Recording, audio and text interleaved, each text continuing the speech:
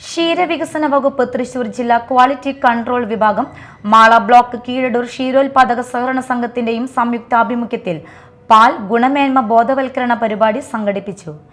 കീഴടൂർ ക്ഷീരോത്പാദക സഹകരണ സംഘത്തിൽ നടന്ന പരിപാടി അന്നമനട് ഗ്രാമപഞ്ചായത്ത് പ്രസിഡന്റ് പി വി വിനോദ് ഉദ്ഘാടനം ചെയ്തു. നമ്മുടെ അന്നമനട് ഗ്രാമപഞ്ചായത്തിനകത്ത് നമ്മൾ കണക്കെടുക്കുമ്പോൾ ഏകദേശം 10,000 ലിറ്ററോളം പാല് നമ്മുടെ അന്നമനടക്കകത്ത് ഉൽപ്പാദിപ്പിക്കുന്നുണ്ട്.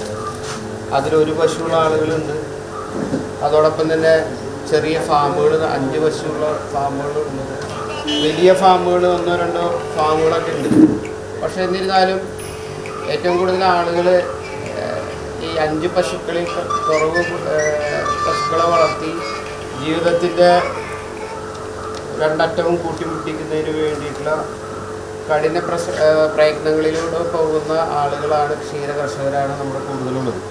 സംഘം പ്രസിഡന്റ് പി കെ ജനാർദ്ദനൻ അധ്യക്ഷത വഹിച്ചു. പഞ്ചായത്ത് വികസനകാര്യ സ്ഥിരം സമിതി ചെയർമാൻ ടി കെ സതീശൻ മുഖ്യാതിഥിയായിരുന്നു.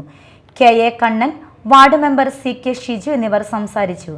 തുടർന്ന് ശുദ്ധമായ പാൽ ഉൽപ്പന്നം എന്ന വിഷയത്തിൽ ക്ഷീരവികസന വകുപ്പ് തൃശൂർ ജില്ലാ ഗുണനിയന്ത്രണ ഓഫീസർ പി എം രാധിക, ക്ഷീരവികസന പദ്ധതികൾ എന്ന വിഷയത്തിൽ മാള ക്ഷീരവികസന unit dairy extension officer Siji Varghese എന്നിവർ ക്ലാസ് നയിച്ചു.